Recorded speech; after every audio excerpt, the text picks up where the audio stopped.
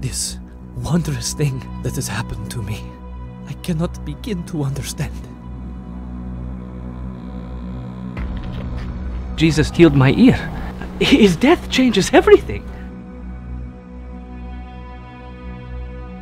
I've done nothing to deserve this mercy. I'm a servant. I deliver food and wine to the table of kings and scholars. Malchus, you're always around the temple, but you're apparently not very observant. None of this makes any sense. He does not even know who I am, and I do not know him. But I want to. I thought I understood everything about you. But I was wrong.